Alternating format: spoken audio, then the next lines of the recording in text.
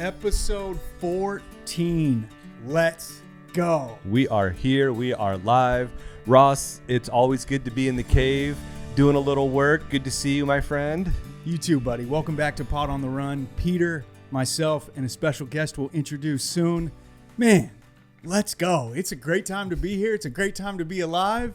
And what's been going on in your world, dude? Oh, man, I'm just doing all the things, chasing the kids around, getting out for some nice runs. I owe you and the crew we ran with on Saturday in Upper Park a big thank you.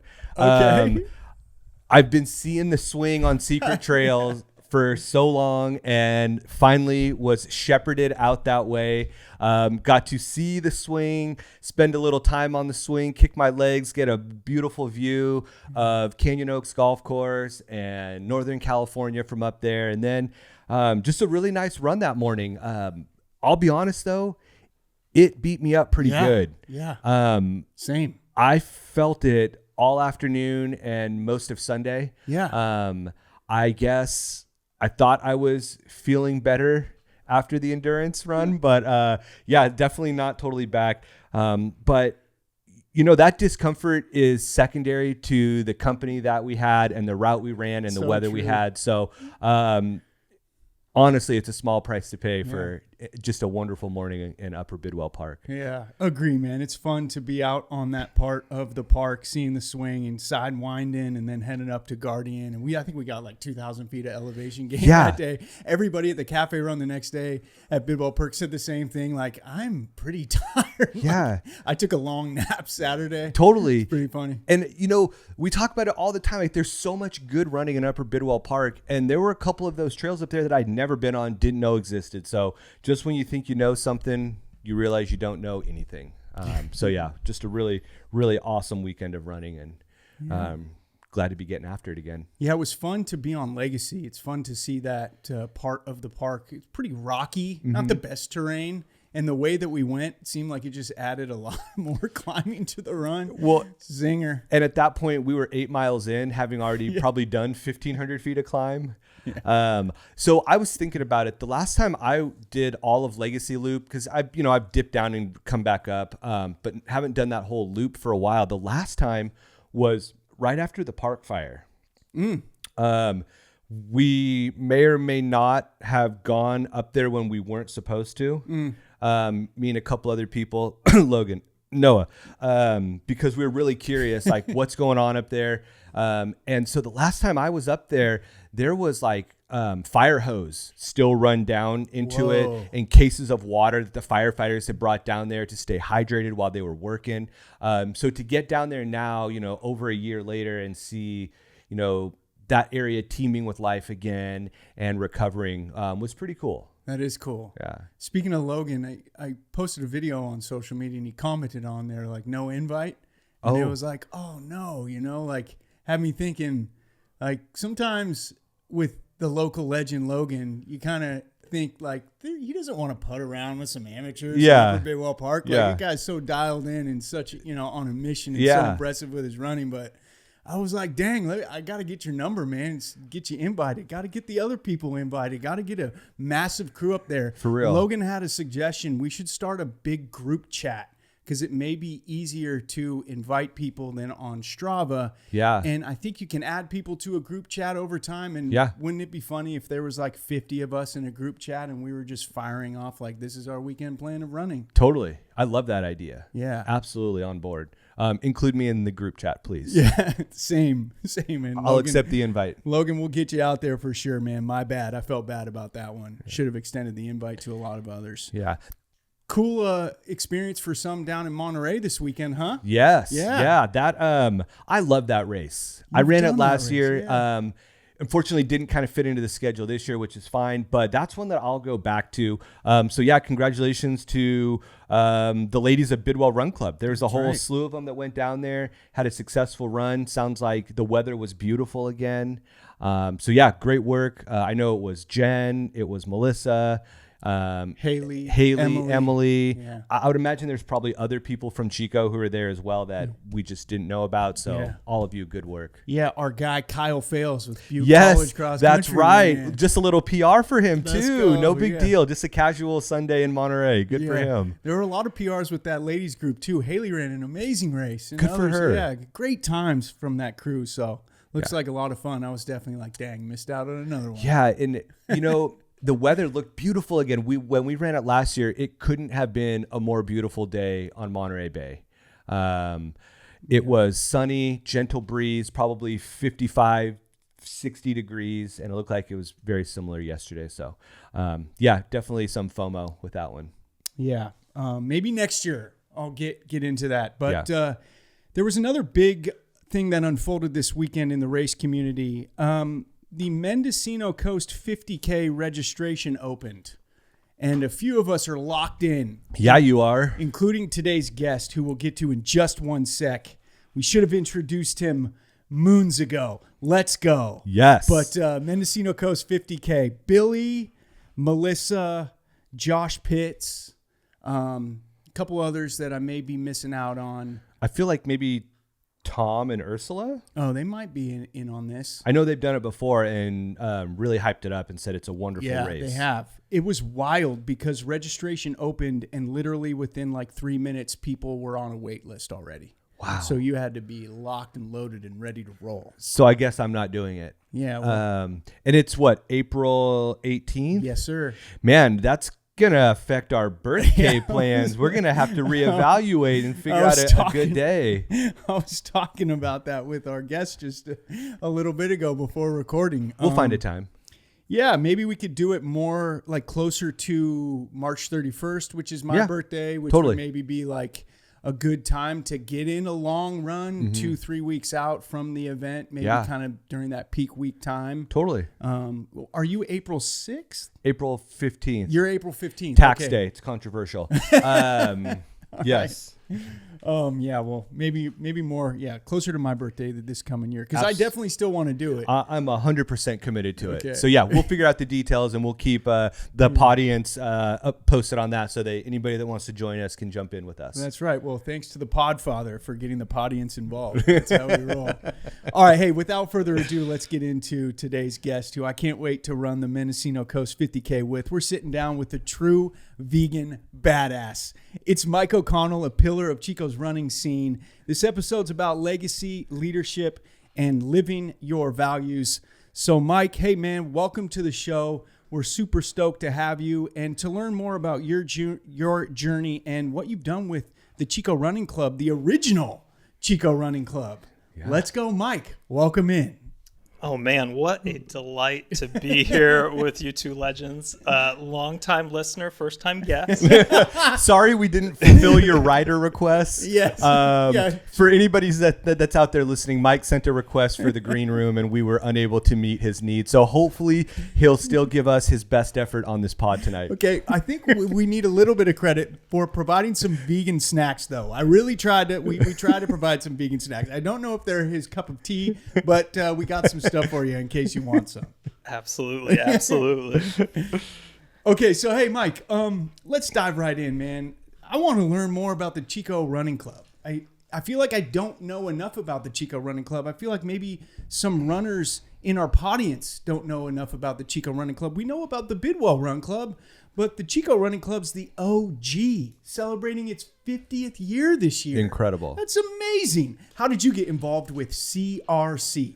Yeah, so CRC, we fly under the radar a little bit, but 50th year this year. And I started out a couple years ago, just kind of went to a group run. This was just before kind of BRC launched, and so kind of got involved with them.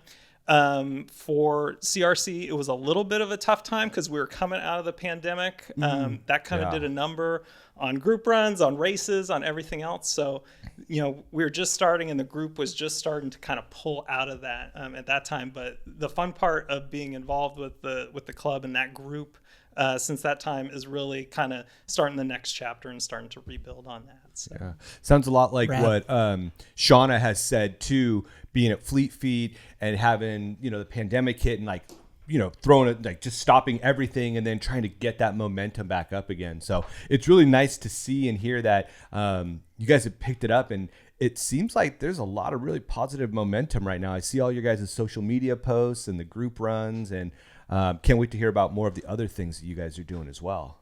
Yeah, absolutely. We're starting to build back up those different events. We're starting to do some new races. We'll talk a little bit about those, and just trying to have some fun engagement, and really be a connector in this running community. Because we see that more and more with everything that Fleet Feet is doing, with what BRC is doing, all of our student athletes and everything else. And I think CRC is a big part of that in terms of just kind of knitting the community together. Absolutely. Yeah, that's great stuff. One thing I like about the Chico Running Club, or what I've noticed, and this may have been you responsible for this, but we just had the Almond Bowl run here in Chico, and leading up to the event, you posted a flyer, or somebody from CRC posted a flyer of the first ever Almond Bowl. That was cool. It was cool. It was like, wow, this person who did this, now I've learned it was the Vegan Badass. Yeah. It's tied into the history. It's tied into the community of Chico running. So very, very neat. How did that come about?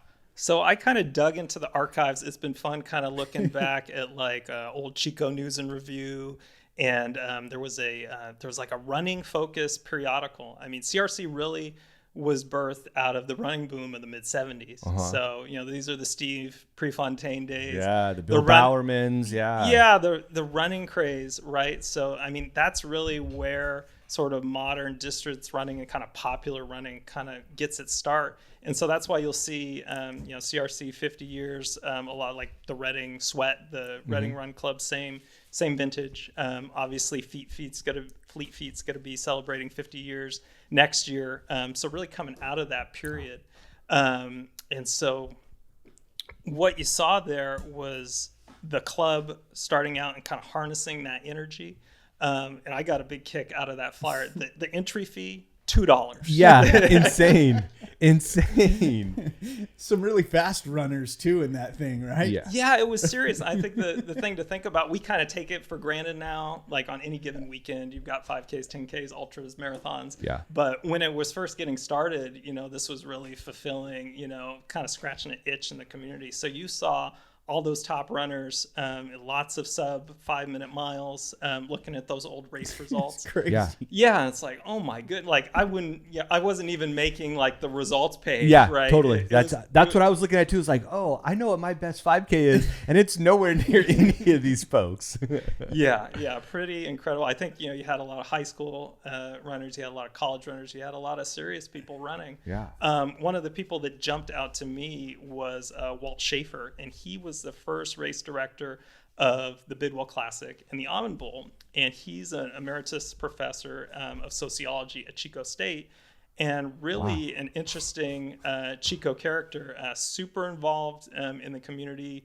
Chico Rotary. He's the president of the Honey Run Bridge Association that helped with the rebuild, and was one of the pioneers with Chico Run Club, with Chico Velo. So like just did a huge amount of stuff, and he would be a fascinating guy to talk to in terms of what it was like back in that time, because we don't know. I don't have, we don't have like a lot of, OGs or like longtime people. Talking to people like, Bobby Hastings and those type of folks, but just kind of seeing and also looking at those old race results, and you'll see like, oh, look, there's Thomas Cushman and like, top 5, all these different folks. But it's just amazing what they were able to build and the momentum they had and just like the size of that race. So, a lot of people don't realize that Almond Bowl and Bidwell Classic were both Chico Running Club races. And then those got turned over to Fleet Feet right around the pandemic time, just a little bit before.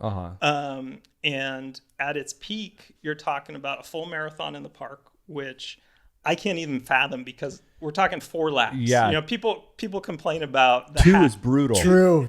Right? So, but that's what it was. So it was 4 laps of the park on the full marathon. Talking about giving away like airline tickets. I think they had an Alaska Airlines sponsorship at one time. There was a Nike sponsorship. It was a Boston qualifier. So it was no kidding. It was a big deal back great. in the day. Yeah. Wow. There's so much that, like, okay. We don't know much. Yeah.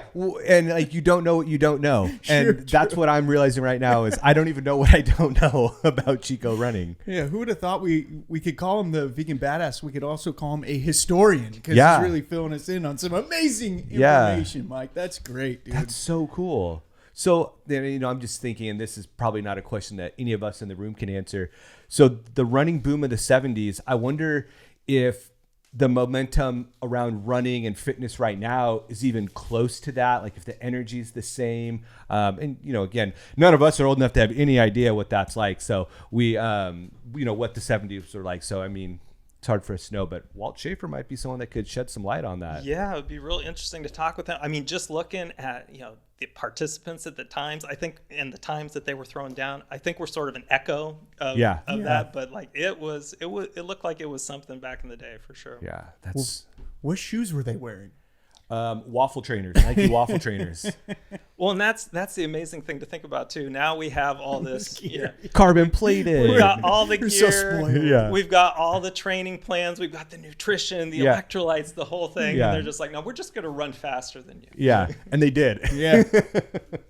Shout out to the Manny who's smashing around in sandals. Yeah, right. You just made me think of Manny. Yeah. Hope you're listening and doing well out there, bud. All right. So, hey, what days does the club meet now? And who's in the group? So right now, we've got a few different runs that we do each week. The classic run is our Saturday morning group run. Right now, that's 8 o'clock. We start at 1 mile by Sycamore Pool there, and we'll usually do a lap of Lower Park. But we do like to mix up those Saturday groups, and we like to support our local races and do race training. So prior to the Fall Classic and the Endurance Challenge, we were out there doing Endurance Challenge loops. Yeah. And then coming up in December, what we're going to end up doing is Frost or Fog. So that one's always fun to go challenge Upper Park Road and start tackling that hill. Yeah. And we always have a good group of runners out there every Saturday in the weeks leading up to that, getting ready for that race. So that one's a lot of fun. A couple other things we do, actually coming up this week, we have a social meeting, and that's the second Tuesday of the month. So that's coming up this Tuesday at 5:30. We're going to be at the Commons. So we're going to be at the Commons for that meeting. And then is that open to the general pub? Yeah, that's open to everyone. That's Tuesday the 11th? Tuesday the 11th, 5:30. Count me in. Yeah. I may be doing a double dip tomorrow. And club provides pizza. You guys do it's no host bar. So, but we recently moved to the Commons, and good to support, a cool local spot there. They're a great supporter of the running community at large. They do a lot of really good stuff. So shout out the Commons. Yeah, shout out to my boy Jesse over there and Byron. You should sponsor the show. We love you. We're pizza sending a lot of runners your way. Yeah. So is Fleet Feet. So is CRC. Yes. So is BRC. That's cool, man. Okay, so who's in the group? I think I know a couple people. There might be a dude named Russell, a dude named Joffrey. Yeah, we've got. The great thing is there's so much crossover now, and especially as all these groups are really hitting their stride. You do get a lot of people who are more active in Fleet Feet or more active in BRC, but getting that crossover is great. So we've got all sorts of great folks involved. First off, just shout out to the folks on the CRC board. So we've got Russell Michael, we've got Joffrey Chiapella, who are both really active and just throwing down some crazy runs. I know Russell's getting ready for CIM coming up here. Let's go in a little bit. And Joffrey, I want his frequent flyer card because he's everywhere. Dude, everywhere, all the time, and like smashing, and nowhere lousy. Yeah. It's not like some podunk middle of nowhere. Like, why are we here? It's always fun places. I like when I travel because he'll like share routes I should run where I am. Yeah. Which just goes to show you that he's been there and he's ran those routes before. Yeah. And they're always great routes to run. Yeah. Awesome. Yeah, a couple other board members. So we've got Melissa Kitts. She's a really accomplished marathoner who's done a bunch of stuff. And then we've got former mayor of Chico, Randall Stone, and his wife, Krista Stone. And shout out to Randall because he was the one who really stepped up at sort of a transitional time for the club. And he said, okay, I'm going to kind of be a transitional president and keep this party going. So a big shout out to him for kind of keeping the lights on for that. But those are kind of our core in terms of our our board members there. I'm trying to think if I'm missing anyone. I think I've got everyone. And then a couple of folks that I know they have been real involved with BRC lately is Tom and Ursula Parker. So, and they've done a lot and helped us out in terms of volunteering and races and everything else. So they're definitely fixtures of the Chico running community. They are basalt of the earth people. They rock. Yes, they rock do. for sure. Rock, yeah. All right. Hey, how about this? I joined a CRC run a while back. We scooted around the park, had a little fun at Allie's Pub afterwards. It was a pretty fun time. I mean, Ryan got stung by a bee that night, so I felt a little bad for Ryan. But everybody, we still had a good atmosphere. It was a good time. That was a little bit of a quirky moment, though, getting stung by a bee. Are there any favorite CRC memories or other quirky moments that jump out to you, or anything, I don't know, amazing that's happened during a CRC run? Well, a couple things. We were talking about Tom and Ursula. So the first time that I show up, I show up in my joke shirt. So that's this vegan badass shirt. Yep. It's not a joke shirt. That's a way of life, Mike. Let's go. Yes, it's advertising right there. So on the front it says vegan badass. On the back it says run faster, a vegan just passed you. So anyway, I show up to the group. It's just a small group, and Tom and Ursula are out there, and Tom's like, oh, what kind of paces are you running?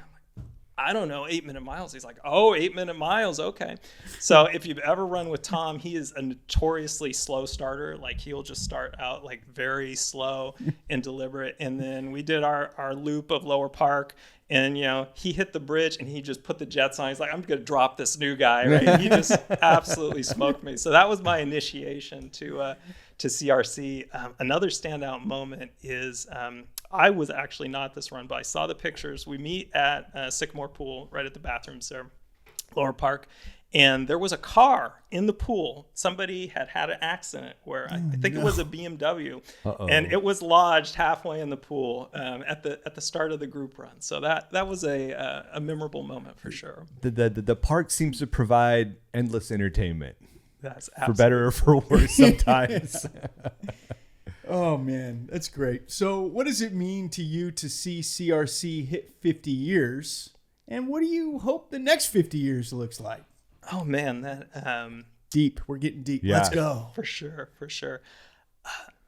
I think you see just that heritage that and that community that Chico has, and what a great place Chico is to run, just in terms of both the community, the topography, the trails, the roads, Bidwell Park, all those pieces that we have. So, it's a celebration of being sort of a legacy run club, but at the same time, kind of looking forward, we're just taking it, 1 year at a time. So just kind of looking at how we can kind of start this next chapter of CRC, how we can rebuild the club. And we're really doing that. We relaunched our website within the last couple of years. We got new membership set up. And so we've got a monthly newsletter now that we're pushing out that we're getting, just signed up for that. Yeah, Same. Yeah. Yep. So we're getting more and more people and highlighting, every month on the newsletter, we highlight runs of the month, right?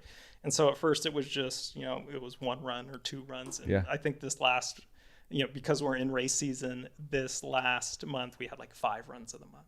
Wow. So just fun to kind of push out the events we're doing, celebrate people's performances, and just kind of, connect that community together. Yeah. Love that. That's amazing. Well, hey, we're going to take a quick break.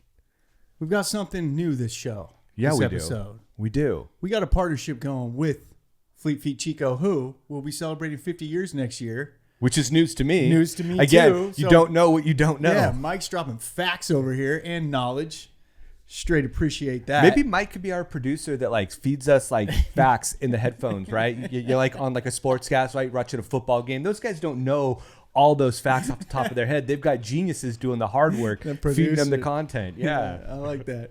And keep on coming with those older graphics of races, because those were amazing. Yeah. Anyway, Fleet Feet Chico here in town. We got a partnership going. We're gonna work a little giveaway here, and we've got some items that they've handed over to us.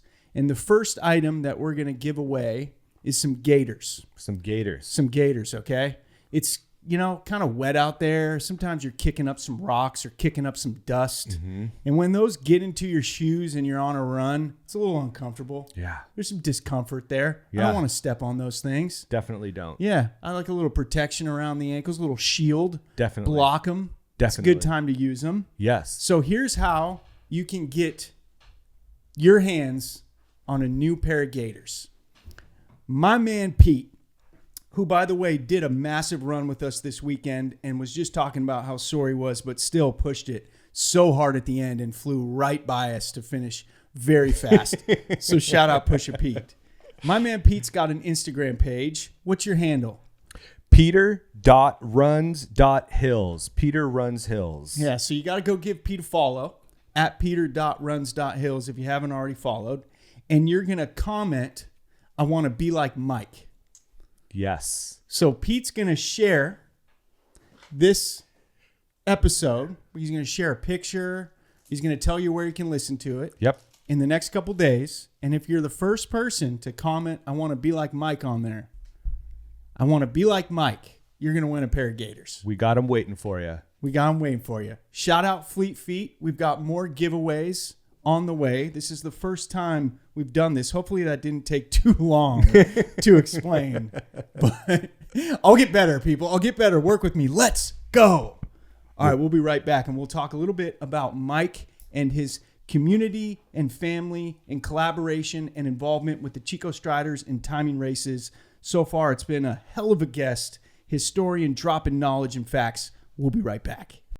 2 very boring minutes later.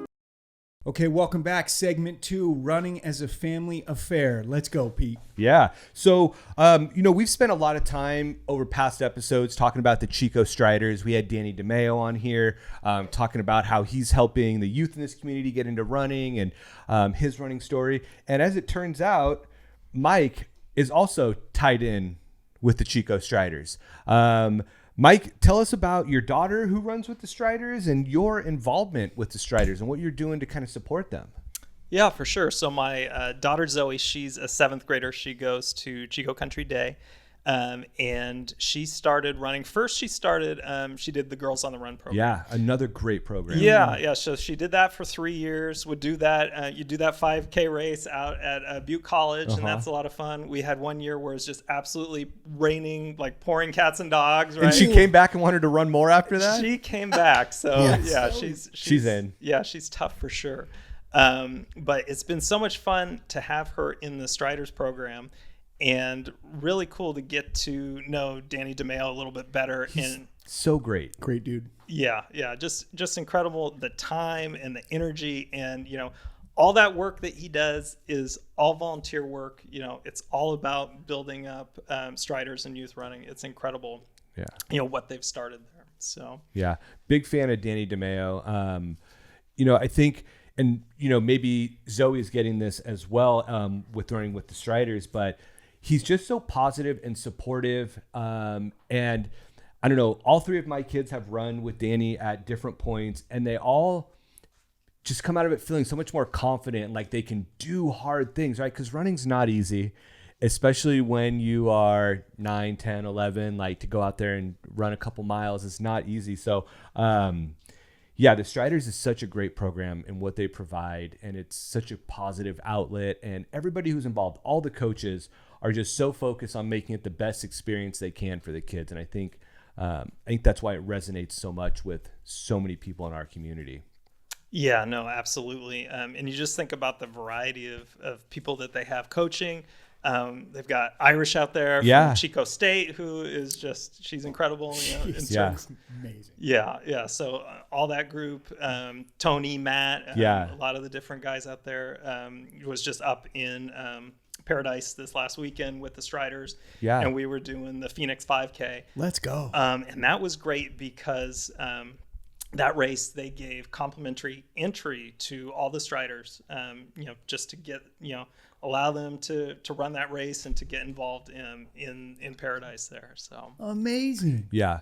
And again, I think it speaks to what Danny and the rest of the coaches there are building, in that they're out there to support their communities and to be able to get some race entries for kids is incredible because it gets the buy-in from the kids too. Yeah, and then they drag their parents along too. Yeah. So I mean that's part of the fun there as well. But it has been so incredible to watch Zoe progress from doing Girls on the Run to now into Striders, and she's done it now a couple years. So she did the cross country season last year. She did the track season, and now she's back for cross country season again this year.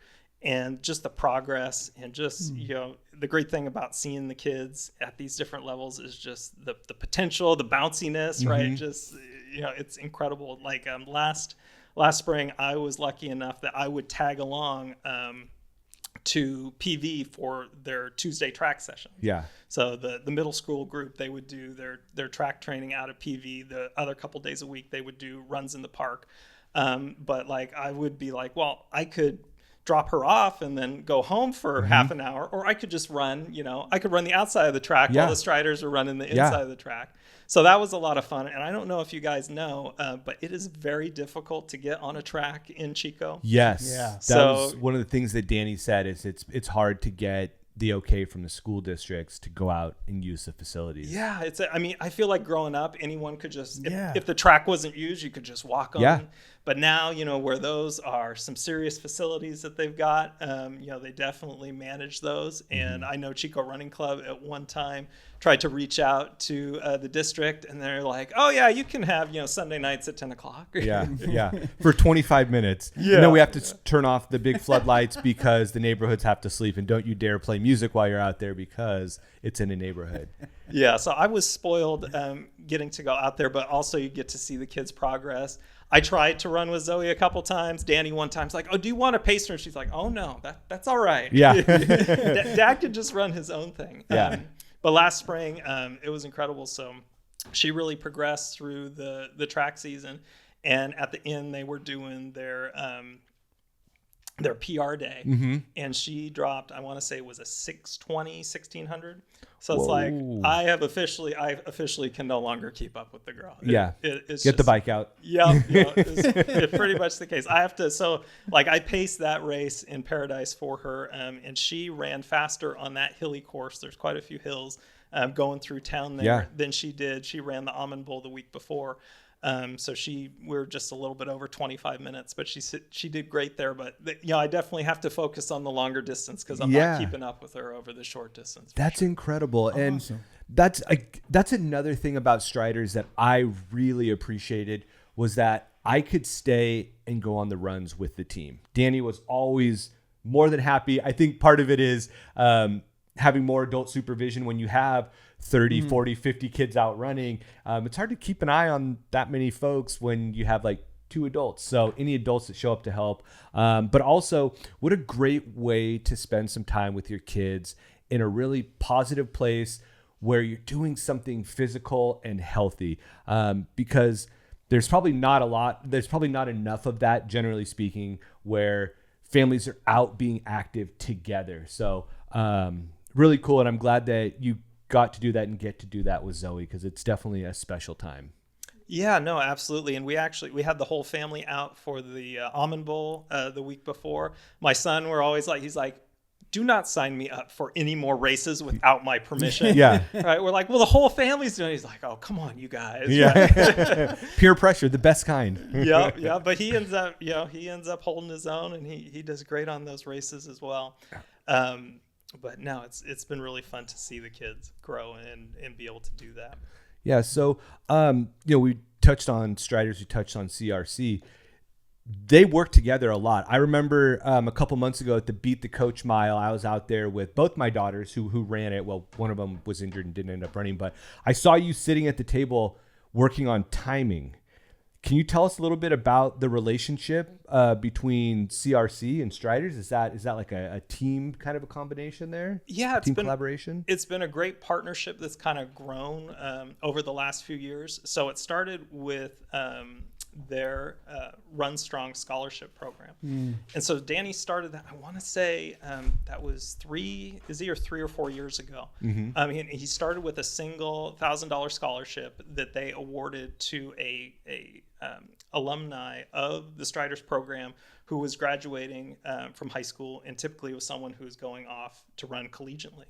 And so they were able to find some great recipients for that. And he came to Chico Running Club early on. We were one of the founding sponsors of that scholarship. And so we were able to team and do that over the first couple of years. That's incredible.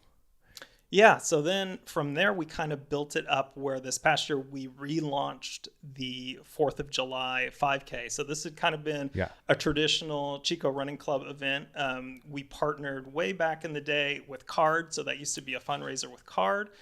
Before my time, they used to have like a pancake breakfast and did the whole thing up. Some flapjacks? Yeah. Let's go. Vegan. Absolutely. And so we relaunched that this past year because there definitely was a need for that race. And we teamed up with Danny and Striders and kind of hosted a joint race with the 4th of July. And it was incredible. So in our first year, we had about 150 people show up to that race. Yeah. And we were able to not only fund, so we funded a couple scholarships for that program, but we were successful enough that we funded next year's scholarships as well. So we're just looking at building on that momentum. And Danny's gone from funding a single scholarship to now, last year, he funded $5,000 scholarships for youth runners.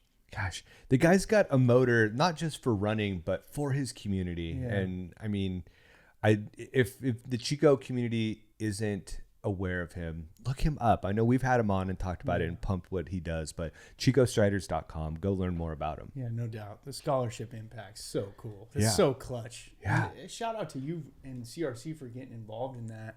It's amazing. Yeah, no, it truly was a community effort. So this year, Fleet Feet came on board and they sponsored a scholarship. We had Bobby Hastings and the guys out at the original A-Team, that running group, and they funded a scholarship there. And then CRC did one, and then there also was a memorial scholarship that a local family did. So again, we funded 5 runners this year, and just building on that momentum. And that really is the important thing about having a variety of races and having the nonprofits be involved in the races and fundraising and scholarships and programs like that, because we can run a pretty lean and mean race and we can raise a lot of money for local programs like that. Yeah. I feel like Ross and Peter's Pot on the Run needs to be a sponsor one of these years. Yeah. We can keep growing, keep doing this thing. Yeah. That's a dream of mine. Mine too. We need to give back. Yeah. We talk a lot about the community, but let's do something Let's do about it. that. That's a good call, Let's man. do it. Yeah. That's amazing. Yeah. What about upcoming races? Is there something going down on New Year's Eve? So And New Year's Day? So it's double trouble around New Year's. So the traditional runs, and these have been around forever, is we do a twilight run on New Year's Eve. So we all meet out at Wildwood Park and we do a 5K out and back. And that's just a fun little closeout to the year. We run out to Horseshoe Lake and back. And then the New Year's Day 5K is on that regular city course. But we've got the coffee and donuts ready at the finish line, and that is a completely free 5K. Registration just opened up, so you can sign up for that so we know how much goodies to buy. Totally. But last year we had about 100 people show up, and that's just a great way to start the year and start the running year off right. So. Yeah. How many people go from the New Year's Day 5K to the polar bear I was plunge? just thinking that. There's definitely been talk of that. I have never done that. I don't know if you're getting me in that cold water. There is zero chance.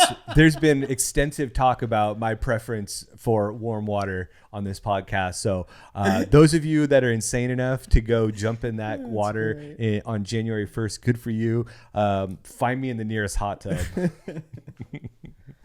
Very cool. So those are coming up. Anything else that we should be looking out for in the coming beginning of the year, first few months? Yeah, so we're teasing a new race. What? Yeah. And what we're trying to do is just kind of come up with some new and different events. So the first week after New Year's, we're doing what's called the Jackpot Mile. And this one's a little bit different. So that's going to be on January 10th.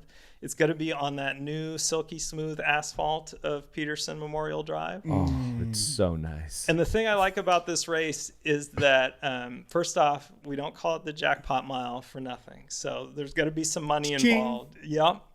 So what it's going to be is that you'll come in and you'll register for this race and you'll name your running pace. And the thing I like about that is that means any person of any age, any ability, it's not just about, the fast thoroughbreds who can run a fast mile.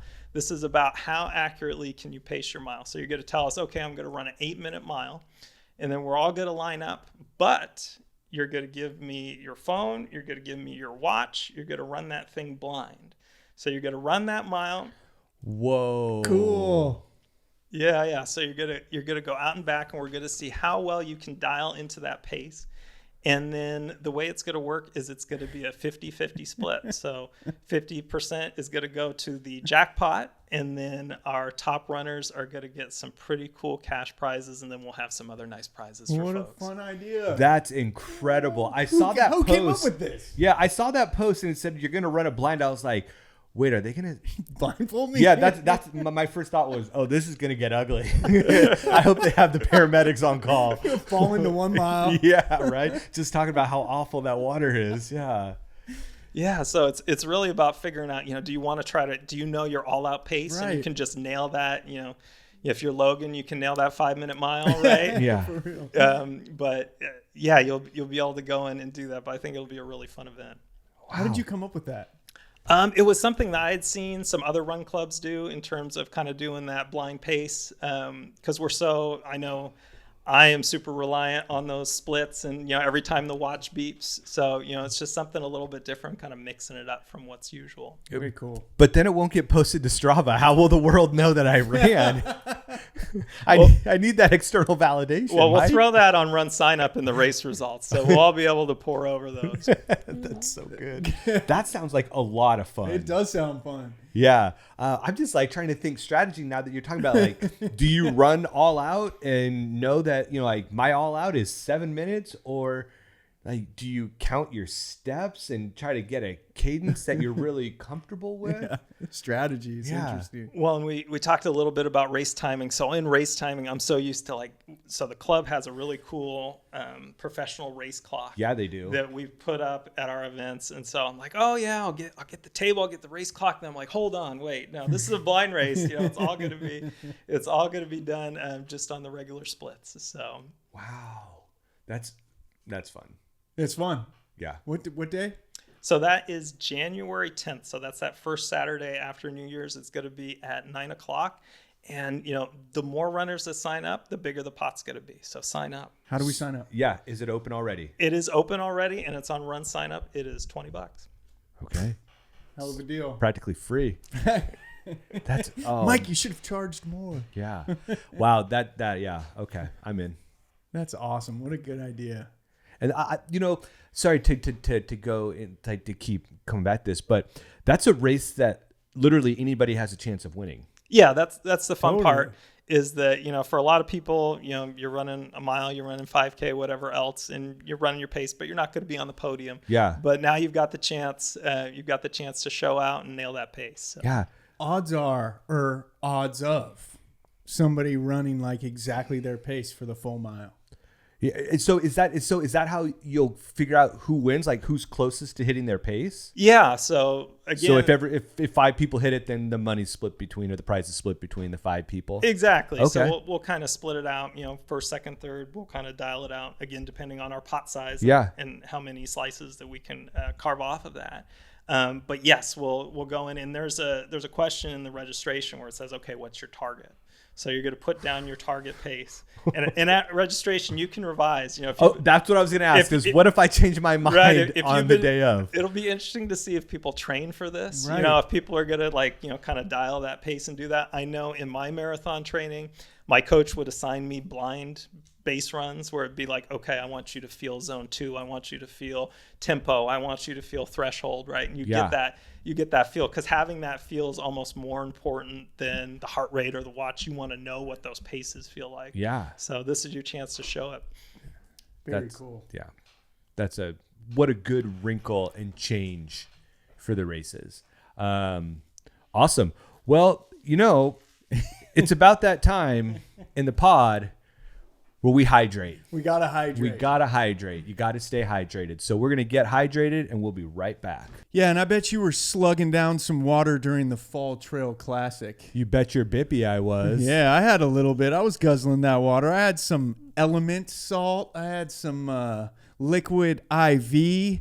And, if you're looking for hydration for your financial future, I know a guy who can help you learn more about that. Oh, yeah? Who's that? It's none other than our friend Dan Malden. Oh, he runs with BRC, so a lot of us know him pretty well. But you may not know that he can help hydrate your bank account to ensure you reach your financial finish line. Yeah, I just ran a 50K. You just ran a 50K, but I got to be thinking about my 401K. So if you're looking for some 401K or financial coaching, look up Dan Malden. His phone number is 530-500-2782. Look him up, Dan Malden. Let's go. 5 minutes later.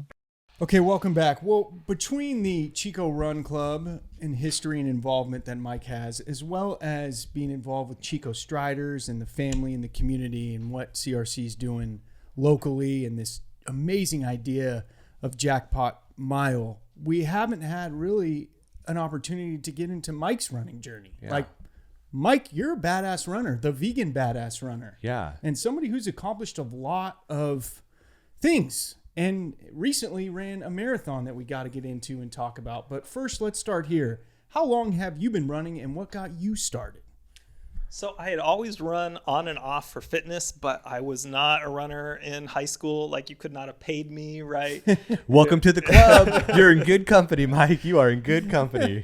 Yeah. So, always running to kind of keep in shape and everything, but never really serious about it and never really strung together anything too impressive until the pandemic hit. And that was a big life change for our family. We were living down in Petaluma and COVID hit. And so we're like, okay, well, my family has a little place up in Tehama County. So we're like, we'll go there for 2 or 3 weeks for spring break.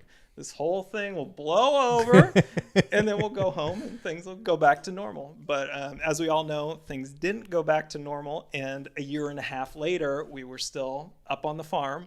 And so we were saying, well, what about moving to Chico? And so that's how we ended up in Chico. But during that time of the pandemic, I don't know if you guys remember it, but you had to get out of the house. Yep.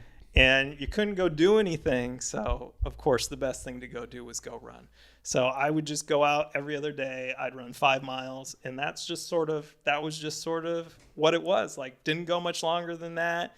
Did not have the watch, didn't track anything. Just went out and got my 5 miles in and did that for a few years coming out of the pandemic. Wow. Yeah. So then from there, we moved to Chico, started to get a little bit more involved. And had a buddy who was doing some half marathons in San Francisco. And he's like, oh, do you want to do a half marathon? I was like, well, I feel like I could do that. I'm doing the runs and everything else. So my buddy Jason, who lives down in LA, we did our first half marathon. And that kind of got me into it a little bit more. And then the following year started running with CRC and kind of the rest took off from there. Yeah, that's cool. Like, again, Really cool. Ross and I got into this running stuff much later too. Like, we've talked about it at length. Like, running was just, we ran when we played basketball or from home plate to first base, or away from our parents. But like, it was never something serious. And it's just cool to find more people who are in that same boat where it gave them something that they were looking for later in life. Running can fill a lot of people's buckets for a lot of different reasons. Yeah, absolutely. I like the fact that it was a hobby that you picked up during COVID. Like that's, you're not the only one. Yeah, I think that's sort of responsible for this, kind of little running boom that we're experiencing right now. It's just a lot really of people, good point. Yeah, a lot of people doing that, joining run clubs and kind of going from there. Totally. What races have you done, Mike? So I started out kind of doing half marathons. So I did a half dozen different half marathons. The first one I did was, it was sponsored by Kaiser at the time. It's called the Kaiser San Francisco Half Marathon. And that started in Golden Gate Park. It was really cool. Again, did that with my buddy from LA for a couple years. And then the third year we were signed up, and it's just kind of a yearly thing. We'd get an Airbnb, we'd bring the families and the whole thing. And is at the worst time of year. Not bad for San Francisco, but is in February. Oh, and a couple years ago, a huge winter storm rolled through, and 30 minutes before start, they canceled the race. No way. And people were not, myself included, were not happy. So my buddy and I were like, okay, well, we're here. Like, let's go run, right? So we go and we're running through the park, and the big thing, if you've been in Golden Gate Park, there's all those big eucalyptus trees, there's all those big cypress trees, and there was a lot of wind. I think that's probably one of the big things that you couldn't have aid stations that day. They'd be gone. Yeah. Right. And so we're running through Golden Gate Park, and then all of a sudden we look up at this big cypress tree and just, it splits in half and falls to the ground. We're like, all right, I think we might need to get out of here. Yeah. I get why they canceled. Okay. This is justified now. It was the right call. It's just like everything. And it's really hard for race directors, right? Because you're trying everything. Everyone's there. You're trying everything you can do to make that race happen. That happened too with the Twin Cities Marathon. We could talk a little bit about that. But I totally get it. But it's just brutal to be going to the start line and people are driving by being like, "No, it's canceled." Oh. Yeah, that's got to be incredibly frustrating, and especially when you make a weekend trip of it, right? You bring the family, you rent an Airbnb, you've put in the money for the entry fee. Oh man, what a bummer. Yeah, it's hard. It's hard with those destination races that way. But so you said you did about a half dozen half marathons at that point.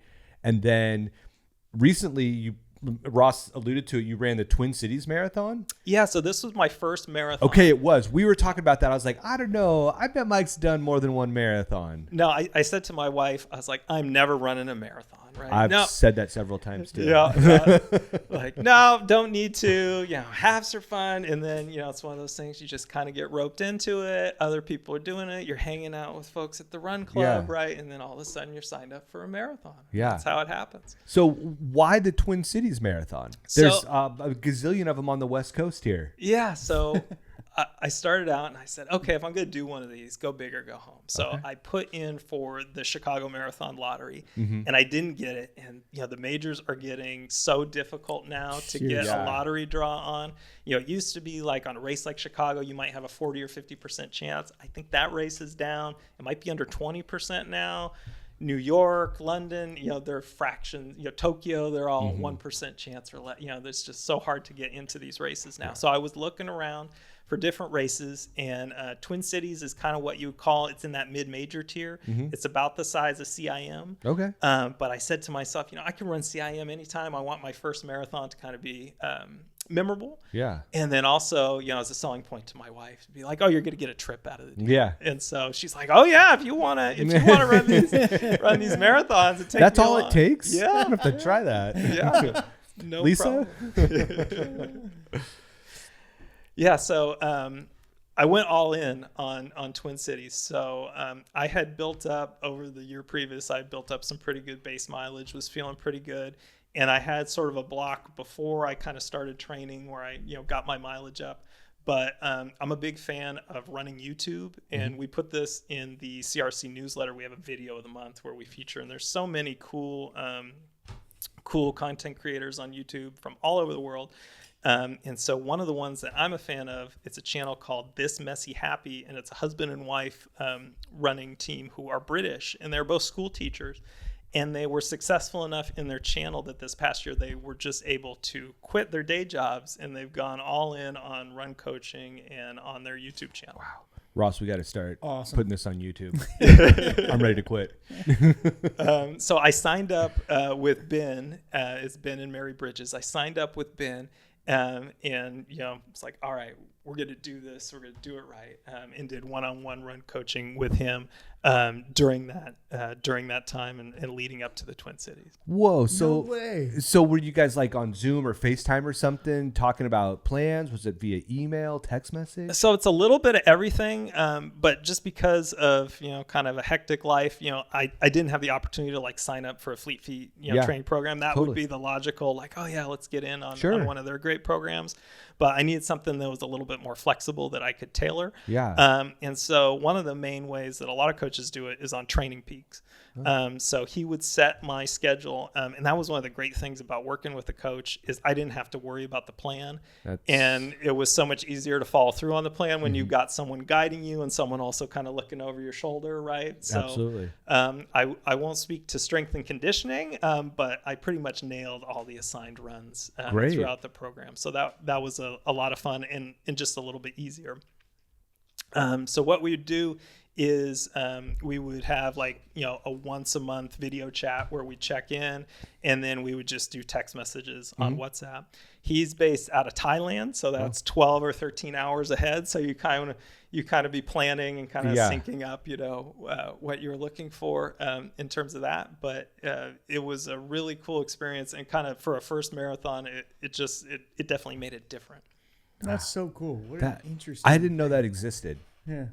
That you could do that via YouTube, like find somebody. Coach via YouTube. Oh man. Yeah, no, I'm so far behind. No, there's a lot of run coaches out there that offer those type of things, and more options out there. Yeah. So so you put in all this hard work. You were happy with the training block, getting ready for it. How'd the race go? Yeah. Well, I think I learned, like many others, that the marathon owes you nothing. Right. I was super happy, hit my mileages, peak week, I was up in the 50s. I think peak week was over 60 miles. So kind of nailed that. And then so we went out to the Twin Cities. So it was my wife and I, and we rented an Airbnb downtown, and I have a buddy who is also a runner who lives in Toronto.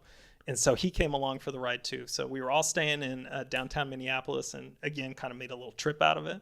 So we got to tour around. We got to visit some friends. We got to go out to Paisley Park, which is Hello Prince.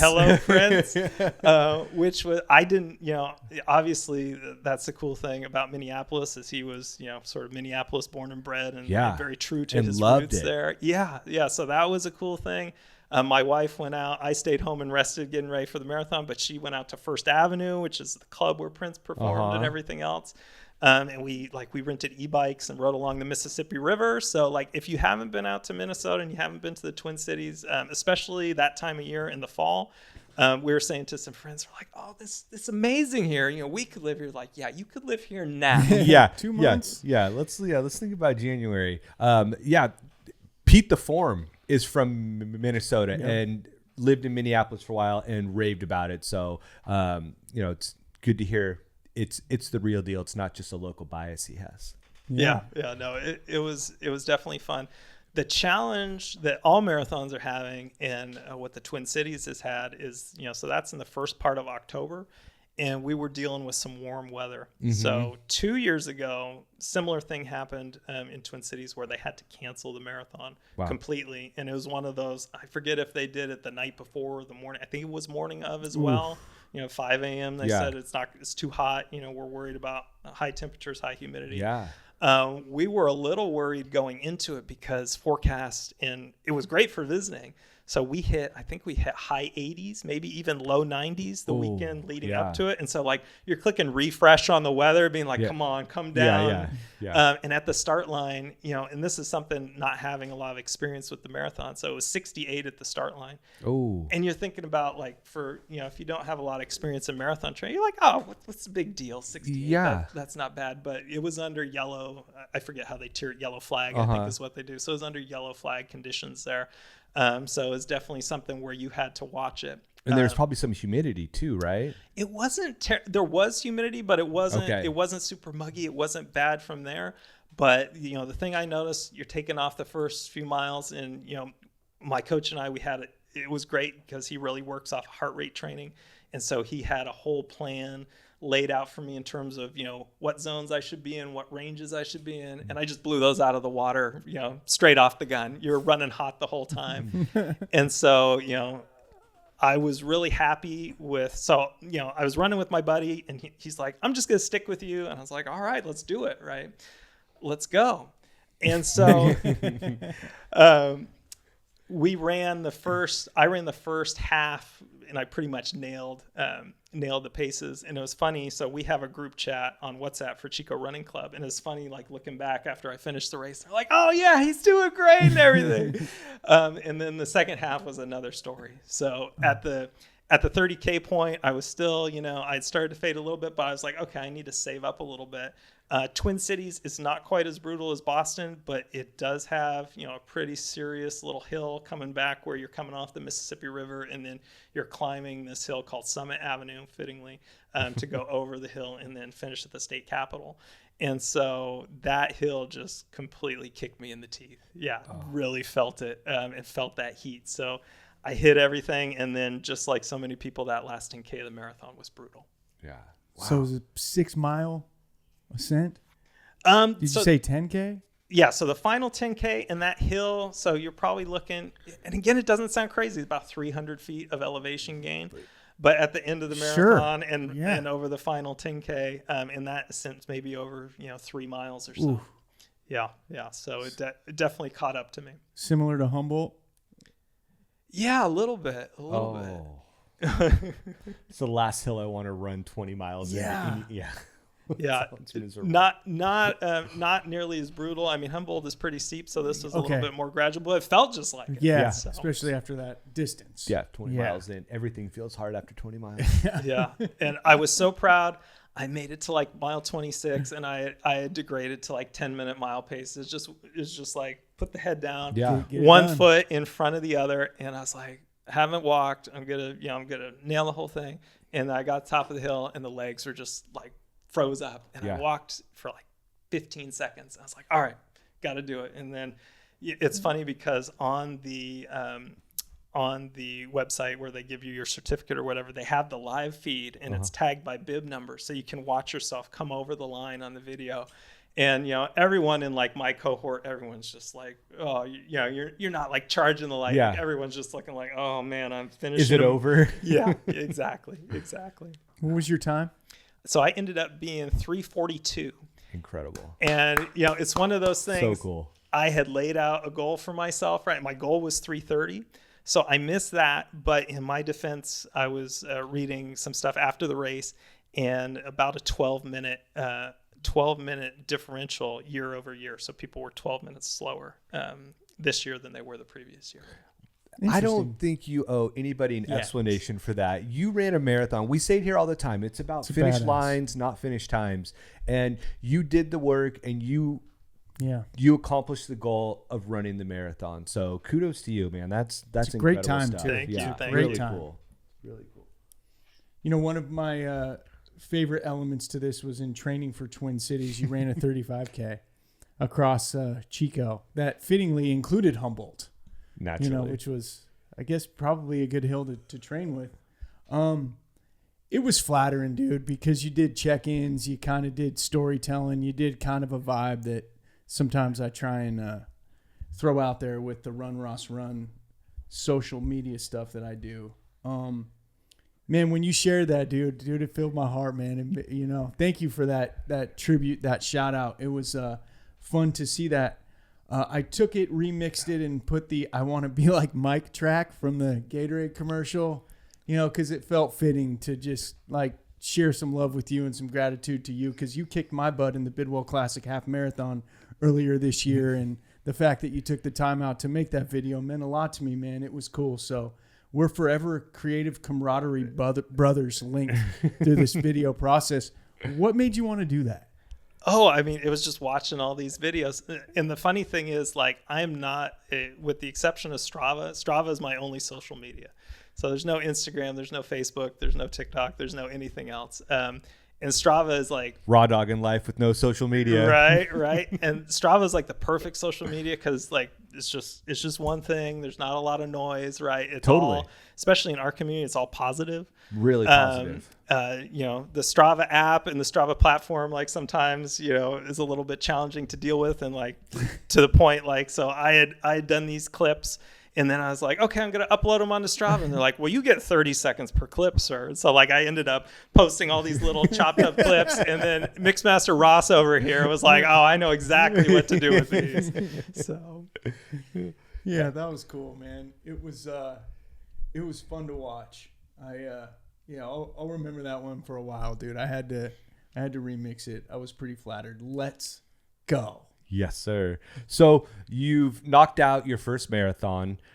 Any bucket list marathons or races that you're like eyeing at some point, whether it's you solo, you with Zoe, like what's the like long-term or future racing looking like, you think? Well, so I put in for Chicago again this year. So it'd be great to run some of the majors, Chicago, New York, London, like any of those races would be amazing.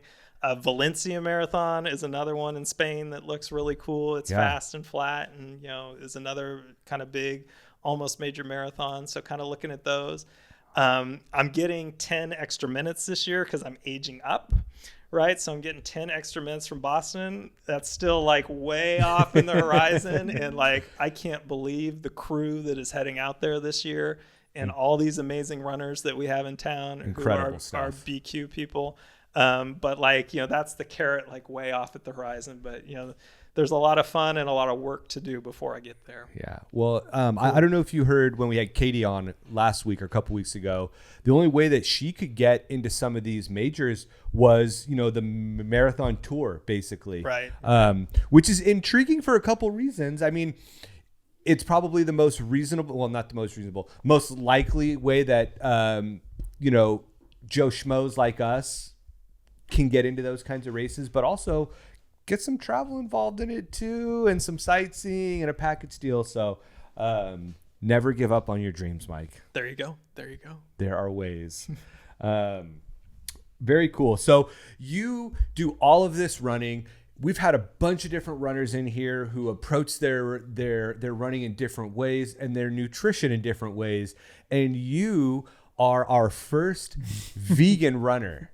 So I know I've heard a rumor that like it's a rule if you're the president of Chico Run Club, you have to be a vegan. Is there any truth to that? Well, so I hate to correct you, but I'm the second vegan runner. Okay. Because Manny is also. That's true. Yeah, my gosh, you're right, Manny. I'm sorry. Yeah, and so that's the joke. So Manny obviously is El Presidente of BRC vegan.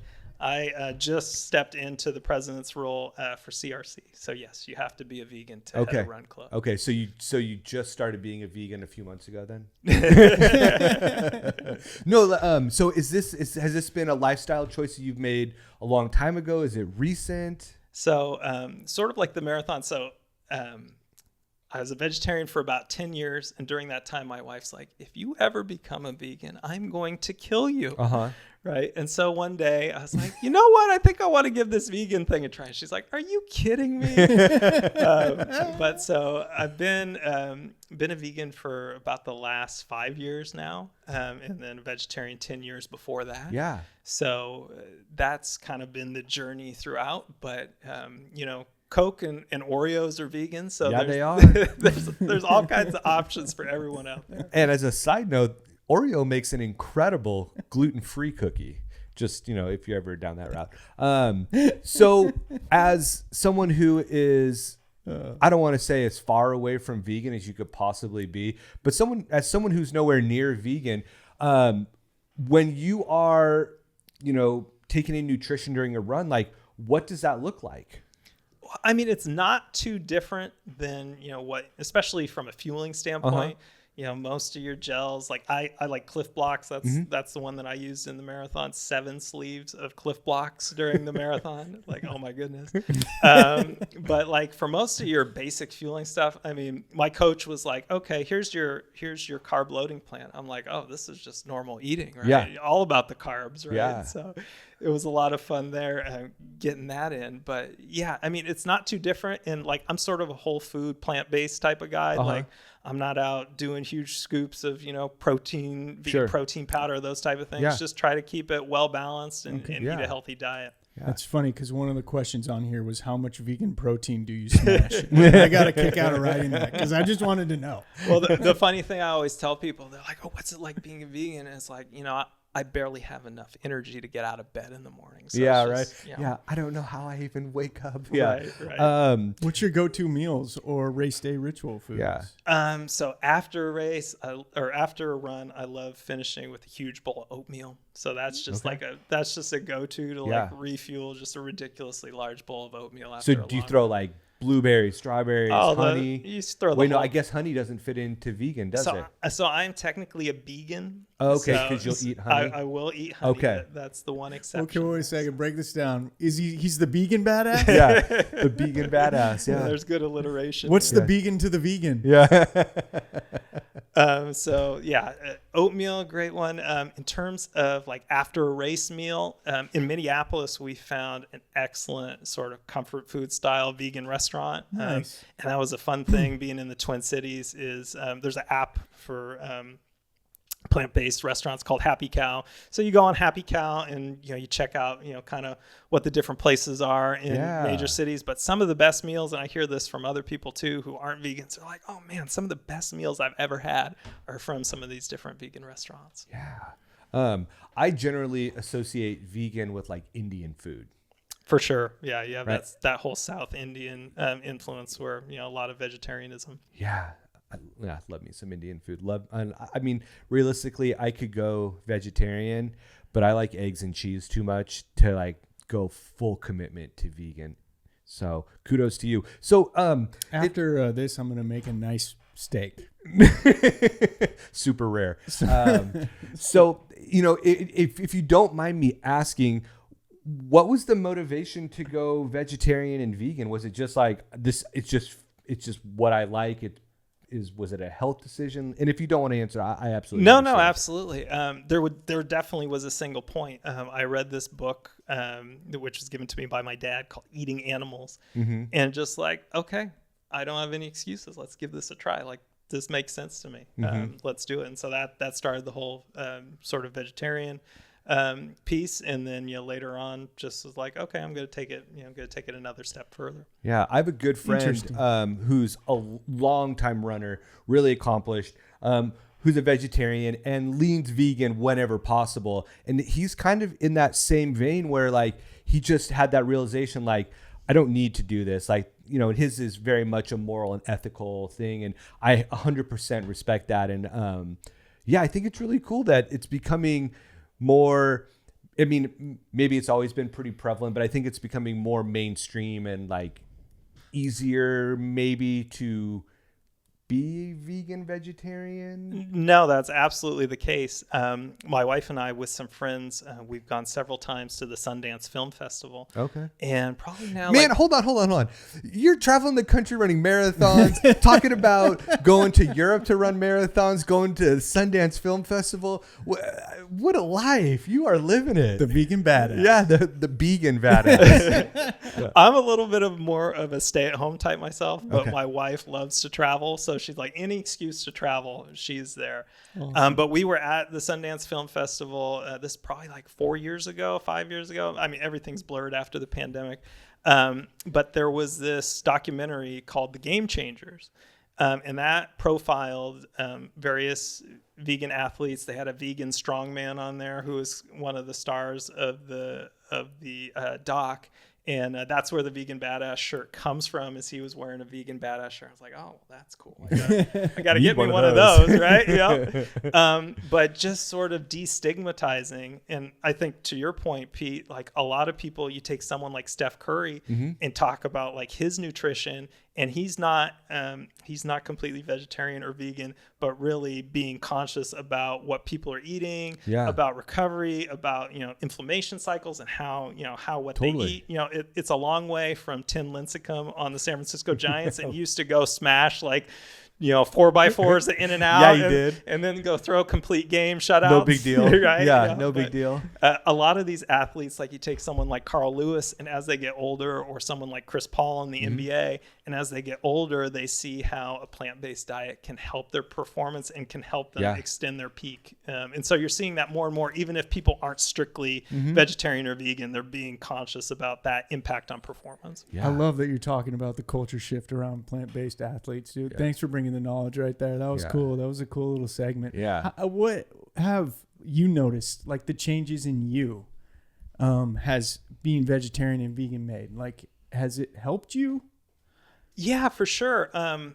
It's been so long that you can't point to any one thing and say like, oh yeah, all changed. I think the running habit more than anything else has been that change. My wife's like, oh, you used to fall asleep on the couch, right? That type of thing, right? You used to go take naps all the time, right? And just incorporating running and getting really regular and creating that running habit. That I think was the bigger trigger. And then obviously you probably have some synergy with the diet and the running together. Yeah.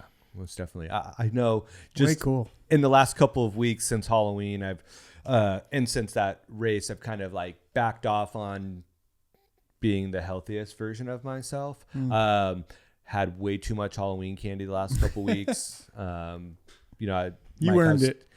No, Mike, I was telling you before we started, like, my kids' Halloween candy is all gone. I helped. I wasn't going to admit it, but since I'm among friends, I helped. That's really cool stuff. And I appreciate your commitment to all of this too. Because I think sometimes, there's lots of fads that come and go, right? Like running's a fad. No, like you're sticking with it. Vegan's fad. Like, so it takes a lot to stick with that. So kudos to you again. I know a few weeks or a couple months ago, I saw that you were running in Petaluma. Maybe you remember this message I sent you, like, hey, you're in Petaluma. Are you by Lombardi's Barbecue? That place is great. And I think your response was, yeah, I'm actually right by there, but it's not really good for vegans. They've got one good veggie sandwich. It is a total spot. Like if you are in Petaluma, if you're headed out to Bodega Bay, like go get your picnic lunch at Lombardi's. They do they've got all the smoker at like 6 a.m. There's just a huge cloud of smoke covering the whole boulevard there. Yeah. Ross, if you haven't been, next time you're around that area, we go out to Lawson's Landing every summer. And so it's like now we stop by there on the way out and grab a big rack of ribs and take them out there and eat them on the beach. It's glorious. Many sandwiches ordered at Lombardi back in the day when I was living in the North Bay area. Yeah. So speaking of Petaluma, what do you do?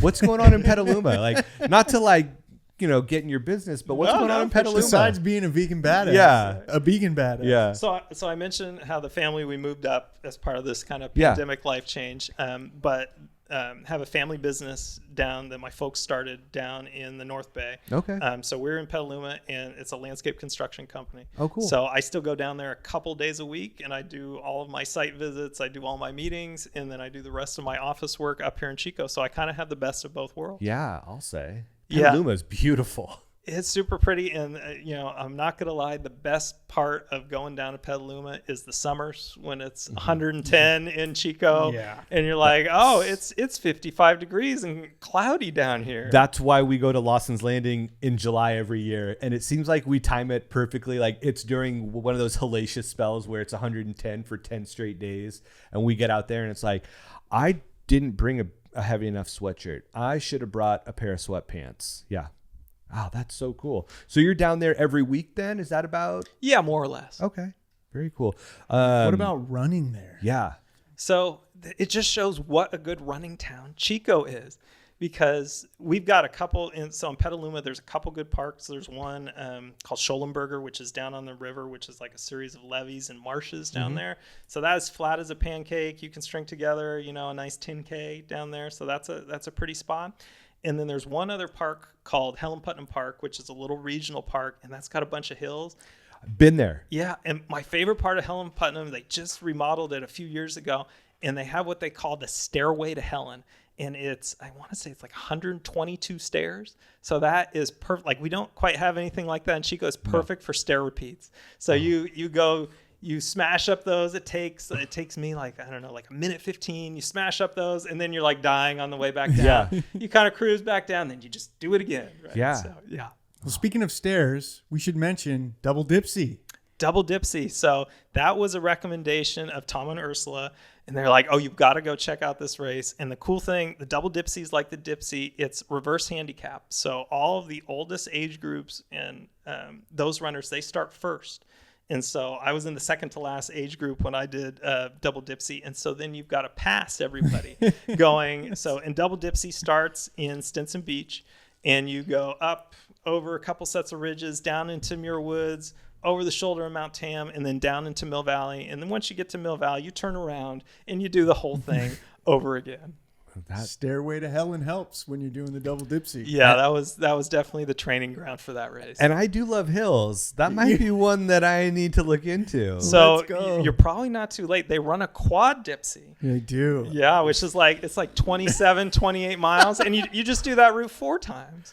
That sounds like 4 laps around Lower Park, which wouldn't be my favorite thing. Yeah. A lot of climbing. A lot of climbing. We'll leave that one for Logan. He would does crush it. 40,000 foot climbs. That's no big deal. He can handle all that. Any other hidden gems over by the coast or favorite trails you like to peruse? Everything Point Reyes. I've been out there hiking more than run. I'd love to go running out there because that entire trail network around the seashore is just incredible. Like all the camps that are out and the beaches there, that would be some amazing running. So I would love to hit up some of those sections that I've hiked a bunch of times. Have you ever been out to Bodega Bay? And run? Little bit. I'm a little bit more biased towards Point Reyes area, Okay. but yeah, there's definitely some cool trails up there as well. Yeah, my parents live in Santa Rosa. I get down there, I'll smash out to Bodega Bay and run along the cliff's edge near Go Rock. It's just You were telling me about that. oh, dude, Cordham Trail. It's so nice. Just listening to the sound of the waves crashing and running by them. I love that. Not too shabby. Not too shabby. Speaking of not too shabby, I think it's time for our final break before we come back with some rapid fire. Yeah, rapid fire. Yes. And you know, this break is brought to you by Dan the Man. Always. Who's the Dan. man with the plan, the financial plan. His name is Dan. He's the man. Lock it in. You're a poet and I didn't even know it. This break is brought to you by Dan Malden, financial advisor here in the Chico region. And now that we've both crossed the finish line at a 50K, Pete, let's think bigger, like way bigger. No, man. Come on. My legs still hurt. I'm tired. So wait a second. A 401K is off the table then? Stop. There's no way I can run that far. I don't even want to drive that far right now, Ross. I don't blame you, but hey, a 401k is an investment account. It will get you to a different finish line, a financial finish line. Ah, I get it. I thought we were talking about running. No, we weren't. And that's our guy, Dan Malden, is who we're talking about. And he can help you train to cross your financial finish line. He's a fellow Bidwell Run Club runner, and he's got the info you need to run your best financial race. I always love that. I'm always looking to improve my training and my future. That's for sure. You and me both. And since we're with a lot of people in the running community that are around the same age, it's definitely important to start thinking about finances and the role they play in helping shape your future. And Dan is the man for that. So give him a call at 530-500-2782. That's Dan Malden, a financial advisor, 530-500-2782. That's right. We'll be back. 2 very boring minutes later. All right, welcome back. Time for Peter's lightning round of questions. Let's go. Yeah. So Mike said he's a listener. So these aren't going to be like, he's never heard these before. It's going to be totally blind questions, but we're going to throw them at you anyways. All right. So I'm going to give you a 2-pronged question for the first one. Ooh. First, favorite place to run in Chico. Follow that up with favorite place to run in Petaluma. Ooh. All right. So favorite in Chico, which I really locked in during this marathon training, is Bidwell to Bidwell. So that's Bidwell Avenue and then into Bidwell Park. And you can go as far as you want to go with that route. But Bidwell Avenue follows Big Chico Creek. So you hit the creek coming through the park, you go through downtown, through the campus, and then you come out and you have a nice little extension on Big Chico Creek there. Yeah. Nice. I think like on Strava, that might need to be changed to like Mike's Miles. Or Ooh, something I like that. Yeah. Let's go. Good idea. Yeah. Okay. So Petaluma. In Petaluma, so the two parks I mentioned, but I'll throw a little wild card there because I just saw, again, we're talking Tom and Ursula. They were down in San Francisco. I used to live in the Presidio. Okay. And the most gorgeous place to run, which I used to hit up all the time, I was just a little jaunt from there, is Crissy Field. Especially on a nice day, you've got the bridge, you've got Alcatraz. You cannot get a better place to run than Crissy Field. Beautiful. Looks like I need to go to San Francisco. Actually, I'm going to be down on the peninsula at Christmas. I might have to make a little trip to San Francisco and do a little running. Yeah, sounds good. Are you going to listen to music or are you going to raw dog it? Well, that's what I was just going to get to. Mike, when you're out running solo, are you headphones, listening to something, or are you all natural raw dogging it? Oh, it's the rawest of raw dogs. So like, I don't like bringing my phone with me, so it's just me and the watch. Okay. And the funny thing is, you're running, and one of the things they talk about is wandering mind, right? Where like you're decompressing. And the funny thing is, like when you're running, most of the time I'm thinking about running, like, and I think about other things too. But a lot of times it's just you're thinking about different stuff going on and running and paces and everything else. But yeah, it's nothing, just straight run. Yeah. Okay. So next question. Best piece of advice you've ever received regarding running, whether it's from a coach, a friend, whatever it might be. I think from my coach, Ben, the best piece, which was part of this marathon training, is mobility all day long. So he had this mobility routine that he assigned me. And everything is done from a deep Asian squat. So you're just way down in there. And when you first start doing it, like 30 seconds and just everything is burning and hurting. Yes. And then over time, you just kind of build up, but you're getting that ankle flexibility. You're getting the knees, you're getting the hips. It's amazing. And it really, when you start adding up that mileage, the mobility is key. Can you share that? Yeah. Because Mike's secret weapon. Yeah, Mike's secret weapon for sure. Like I have the worst hips that have ever hipped. So I would be very interested, or I don't know, maybe like a CRC mobility night. Just throwing it out there. I'm an ideas guy. I'm not real practical at doing things, but I'm an idea guy. The ideas are hip. The ideas are hip. Yeah. Very hip. If it hasn't happened before, we got to drop that in the show notes. Yeah. Yes. It's also hip to be square, as once said. Ross would know. So next question. You come across somebody who's just getting into running. What piece of advice would you give that person? Like the first piece of advice, they're going out for their first run. They're like, I'm going to get into this. What are you telling them? So I've heard a lot of the different pieces of advice. Yes. One of the things that popped up to me is it's supposed to hurt. Yeah. And that's something that I didn't really realize when I was like getting started and getting a little bit more serious about running. Like my knee would start hurting and I'd be like, oh, I've got to shut it down for a week. Like this is starting to bother me. Yeah. And you have to kind of learn your body and learn what it feels like, but you can't be afraid to have some discomfort, to have some pain, to overcome some injuries. So that's why I tell people as they're starting to get more into running is, of course, it's hard. Of course, you want to start slow, but also realize that like you're going to build up that strength and those adaptations, and where you start is not going to be like where you get to. That's a mic drop right there. Yeah. M-I-C and M-I-K-E. Yeah, M-I-K-E is what I was going. Yeah, that's really good, and no one has said that yet. No, but that's part of it. It's so true. You have to be uncomfortable. You have to get uncomfortable with being uncomfortable, and that achy knee, or the ball of my foot hurts, or like my toenails feel weird. Like yes, they do, and you're doing it right. If it's not hurting, you're probably doing something wrong. Like you're not running. Yeah, you got to walk that line. Like you don't want to be dumb about it. I mean, you could do the same thing. So many people like, I'm just going to go hammer it hard, right? You don't want to do that either. But yeah, getting to know your body. Most definitely. So I think you hit on this a few minutes ago, but favorite post-run, post-race meal, you're like, I just need this. Carbs all day long. Yeah. I mean, that was the fun thing of the Twin Cities race is just going around to restaurants looking for carbs. I mean, that was a lot of fun. All right, Ross. Well, speaking of food, we have some vegan themed rapid fire questions Oh, for yes. our guests. Uh-oh. Tofu or tempeh? Tofu. Smoothie or salad? Salad. Almond milk or oat milk? Definitely oat milk. Avocado toast, overrated or perfect? It's pretty darn good. Favorite vegan restaurant? So this is a little bit sad because when we moved to Chico used to have a couple of really good restaurants. We had Pizza Riot, which still sells at New Earth and S&S, I think, but they closed their storefront. And there was also Om Foods, which was mostly plant-based, and they do like catering now and stuff. But we lost a couple of pillars of the Chico vegan community, but there's still a lot.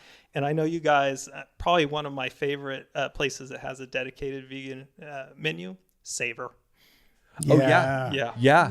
So we do a lot of Savor in our house because for a while we were doing no dairy. And what a great place and a local business. They're nice folks. I think that's got to be on the top of the list of sponsors for Pod on the Road. I like it. It's funny you mentioned that because the next question was favorite vegan dessert. So I think we locked it in. I think we nailed it. Yes. Maple bacon toffee. That's not the one that Mike's having. That's my favorite flavor over there. I think that's the flavor. It's so good. It sells out so fast every time they make it. They know what they got. They do. Hey, Mike, this has been amazing, man. Thanks for coming. Thanks for sharing your story and being prepared. Yeah. And so fun to learn and all this great stuff. How can folks get involved with Chico Running Club? So it's chicorunningclub.org. You can follow us on Strava. We're picking up the game on Instagram. Yeah, you are. And, come on out on Saturday morning. Come on out to pizza night. In the spring, we'll restart the pub runs. Let's get together and let's run. Yep. I'm going to start coming out. By the way, who is doing your social medias? Because whoever is doing those is really good. They're posting some good stuff.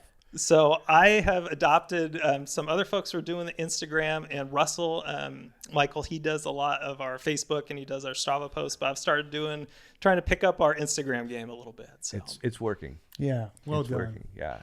Thanks for being a pillar of this community, for showing us what it means to run with heart and vegan badassery.